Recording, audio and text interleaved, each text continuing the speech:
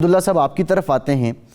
یہ جو سینٹ میں آج قرارداد پھر جمع ہوئی ہے، اب یہ پیش ہوگی، ووٹنگ ہوگی تو پتہ چلے گا. کیا جے یو آئی اس قرارداد کی بھی حمایت کرتی ہے؟ بسم اللہ الرحمن الرحیم. بہت شکریہ. دیکھیے بھائی، مجھے تو کوئی اطلاع میرے علم میں کچھ بھی نہیں ہے. آپ نے بتایا کہ سینٹ میں ایک قرارداد جمع کیا گیا ہے جس کا بنیادی مقصد انتخابات اور الیکشن کا التوا ہے. اس سلسلے میں میرے علم میں نہیں ہے کہ یہ قرارداد کب جمع کیا گیا ہے اور کس پارٹی کی طرف سے، اور جس ممبر نے جمع کیا ہے اس ممبر کا یا 2 یا 3 جتنے بھی ہے اس کا تعلق کس پارٹی سے ہے. دوسری بات سینیٹر ہیں، آزاد سینیٹر ہیں ہدایت اللہ صاحب. آج یہ انہوں نے قرارداد جمع کروائی ہے. ان کا یہ کہنا ہے کہ جو آپ کی بات ہے کہ ملک میں حالات ماحول سازگار نہیں ہے، الیکشن کو 3 ماہ کے لیے مؤخر کر دیا جائے. یہ بنیادی لب لباب ہے حافظ عبداللہ صاحب.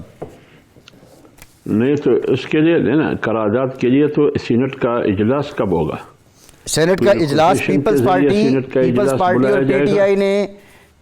پارٹی اور پی ٹی آئی نے مطالبہ کر دیا ہے کہ یہ جو سینٹ کا اجلاس ہے یہ بلایا جائے. ریکوزیشن جمع کروا دی ہے.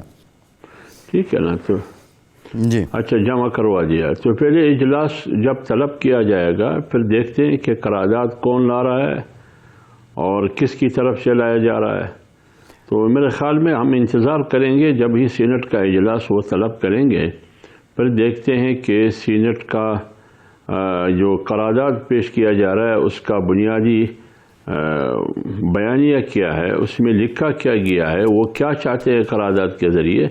اس کے بعد فیصلہ کیا جا سکتا ہے کہ کیا ہم اس قرارداد کی حمایت کریں گے یا نہیں کریں گے. دوسری بات یہ ہے کہ یہ فیصلہ پھر پارٹی کرے گی، قیادت کرے گی کہ اس قرارداد کی حمایت کریں گے یا نہیں کریں گے. پھر یہ قرارداد معلوم ہو جائے. صحیح. میں 1-2 لائنر آپ کو بتا دیتا ہوں عبداللہ صاحب. امیدواروں پر حملے سے متعلق گہری تشویش ہے. ملک بھر میں دہشت گردی کے واقعات بڑھ رہے ہیں. عام انتخابات 3 ماہ کے لیے ملتوی کر دیے جائیں. عوام کی جان و مال کی حفاظت ریاست کی ذمہ داری ہے. دہشت گردی کے واقعات کی وجہ سے ملک میں خوف اور عدم تحفظ کا ماحول پیدا ہو گیا ہے. امیدواروں کے گھروں اور انتخابی دفاتروں میں دھمکی آمیز پیمفلٹس کی تقسیم موجودہ سیکیورٹی مسائل میں ایک اور پریشان کن اضافہ بنتا جا رہا ہے. یہ بنیادی ہے. میں جو آپ سے سوال پوچھنا چاہ رہا ہوں، جو 14 سینیٹرز کی قرارداد تھی اس کی حمایت کی تھی مولانا فضل الرحمان نے. آپ کا یہ مطالبہ ہے اور کافی عرصے سے ہے کہ ماحول سازگار ہو جائے. تو اس تناظر میں کیا یہ قرارداد آپ کے موقف کی حمایت کر رہی ہے؟ دیکھیں، اگر قرارداد کی ورژن یہی ہے جو آپ نے پڑھ کے سنایا یا سابقہ جو قرارداد پاس ہوئی، اس میں بنیادی موقف تو وہ جو مولانا صاحب نے 2 مہینے 3 مہینے سے بار بار اس کا اعادہ کر رہے ہیں، اس کی تائید ہوئی ہے. یہ جو آپ نے پڑھ کے سنایا جو آنے والے سیشن میں پیش کیا جائے گا یا جو گزشتہ سیشن میں منظور کیا گیا، اس میں بنیادی چیز جو انہوں نے مد نظر رکھا ہے وہ لا اینڈ آرڈر، سیکورٹی خدشات اور خطرات، امن و امان کا حوالہ دیا ہے. اور یہ جمعیت علماء اسلام کی قیادت کا بنیادی موقف ہے کہ جب آپ الیکشن کریں گے، صاف اور شفاف الیکشن کی بات ہو رہی ہے، تو اس سے پہلے آپ ووٹر کو پرامن ماحول دیں. یعنی ووٹ تو ہوا میں استعمال نہیں ہوگا. ووٹ نہ جنات استعمال کریں گے نہ فرشتے استعمال کریں گے. ووٹ تو ووٹر شہری استعمال کریں گے جو ووٹ کاسٹ کرنے کا حق رکھتا ہو. تو اس لیے میں کہتا ہوں کہ امن و امان تو ضروری ہے. اگر امن و امان نہ ہو اور ووٹر گھر سے نہ نکل سکتا ہو تو لاکھوں لوگ ووٹ کاسٹ کرنے سے محروم ہو جائیں گے. تو پھر اس الیکشن کو آپ کیسے الیکشن کہیں گے جب لاکھوں لوگ ووٹ استعمال کرنے سے معروم ہو جائیں گے یا لوگوں کی زندگی خطرے میں ہو؟ پھر آپ ووٹ کیسے کر سکیں گے؟ لہٰذا مولانا صاحب نے کہا کہ آپ ایڈریس کریں میرے سوالات کو، میرے سوال کو سنجیدہ لیں، حکومت بھی، ریاست بھی، الیکشن کمیشن اور عدالت بھی. لیکن آج تک کسی نے بھی اس سوال کو سنجیدہ نہیں لیا ہے. صحیح ہے، ٹھیک ہے. رفیق مولانا صاحب کی موقف کی تائید، میں ایک جملہ اور مولانا صاحب کی موقف کی تائید، یہ قرارداد جو آپ نے پڑھ کے سنایا یہ بھی مولانا کی موقف کی تائید کر رہی ہے. اور گزشتہ قرارداد بھی الیکشن کمیشن نے بھی مولانا کی تائید کی ہے. وہ بھی یہی بات کرتے ہیں کہ خیبر اور بلوچستان میں امن و امان کی صورتحال مخدوش ہے. نگران حکومت نے بھی اس اندیے کا اظہار کیا ہے. ریاستی ادارے بھی یہی کہتے ہیں. تو اور آپ کیا چاہتے ہیں؟ نہیں، یہ حافظ صاحب چاہتے ہیں. جی حافظ صاحب ہم امن چاہتے ہیں، اور بات یہ ہے کہ جو نگراں حکومت ہے وزیر اطلاعات نے یہ کہا کہ حالات اتنے سنگین نہیں کہ الیکشن مؤخر کیے جائیں۔ میں رفیق رجوان ترجمان دفتر خارجہ نے بھی کہا کہ مولانا صاحب ذاتی حیثیت میں افغانستان گئے ہیں، کیا اس دورے کا کیا مقصد تھا؟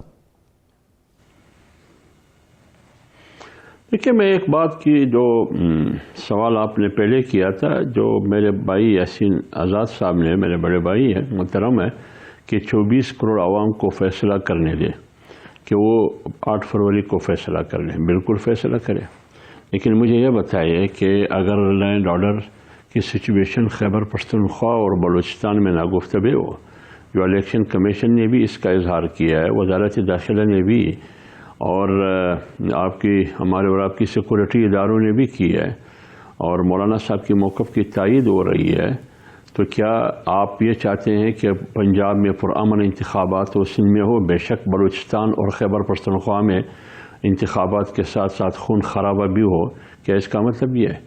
یا اس کا مطلب یہ ہے کہ پنجاب میں ٹھیک ہے، سندھ میں انتخابات ہو، 24 کروڑ عوام اپنا فیصلہ کر لے، تو کیا خیبر پختونخوا اور بلوچستان پاکستان میں نہیں ہے؟ یا صرف پاکستان پنجاب اور سندھ کا نام ہے؟ یا پاکستان اسلام آباد، لاہور، فیصل آباد، کراچی اور لاڑکانہ اور پشاور کا نام ہے؟ یہ 5-6 شہروں کا نام ہے؟ یہ نہ کرے نا، کم سے کم۔ میں اپنی ذات کی بات نہیں کرتا، اپنی قیادت کی بات نہیں کرتا، میں لاکھوں ووٹرز کی بات کرتا ہوں۔ مجھے یہ جواب دیجیے، اگر خواتین کی پولنگ پہ ان کی ووٹنگ کی پرسنٹیج ایک پولنگ پہ کم ہو تو الیکشن کمیشن کا رولز یہ ہے کہ پوری کنسٹیٹوئنسی کی انتخابات آپ روک دیتے ہیں، ان کا رزلٹ اور نتیجہ روک دیا جاتا ہے۔ تو اگر لاکھوں لوگ ووٹ کاسٹ کرنے سے محروم ہو جاتے ہیں تو کیا اس بارے میں آپ کی کیا رائے ہے؟ اس انتخابات کو آپ کیا کہہ سکتے ہیں؟ اس پہ یاسین صاحب سے ہم جانیں گے۔ مولانا فضل الرحمان صاحب کی، جہاں تک آپ نے سوال کیا مولانا فضل الرحمان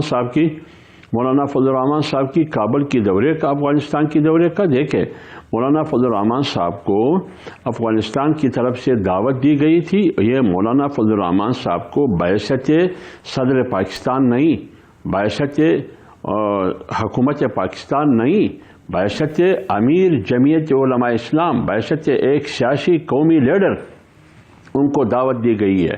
تو جب بعثت ایک قومی سیاسی لیڈر، بعثت امیر جمعیت علماء اسلام، ان کو دعوت دی گئی ہے تو یہ جمعیت علماء اسلام کی قیادت کا ذاتی دورہ تھا۔ اس میں کون سی ایسی بات ہے؟ دعوت تو پاکستان کو نہیں ملی، مولانا صاحب کو دعوت دی گئی ہے۔ اس سلسلے میں وزارت خارجہ نے باقاعدہ افغانستان اور پاکستان کی تعلقات کے بارے میں بریفنگ دی۔ پھر وزارت خارجہ نے مولانا صاحب کو بریفنگ کیوں دی؟ یہ تو ان کا ذاتی دورہ تھا، تو پھر کیوں بریفنگ دی؟ تو اسی لیے بریفنگ دی کہ اصل سچویشن، اصل صورتحال، مخدوش عدم اعتماد کے بنیادی وجوہات افغانستان اور پاکستان کے درمیان کیا ہے، اس کے بارے میں مولانا صاحب کو بریفنگ دی گئی۔ تو مولانا صاحب وہاں گئے ان کی دعوت پر، مقصد بنیادی طور پر یہ تھا